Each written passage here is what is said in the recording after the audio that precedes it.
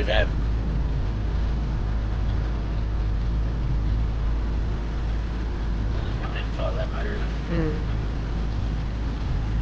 So she's a beautiful morning this morning, going out to pull the Cray ponds. I think it might be the last pull before Christmas. Predictions, 2020 for me.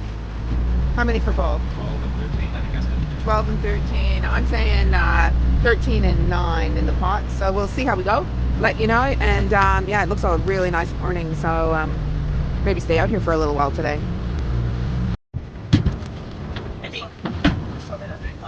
I'm waiting.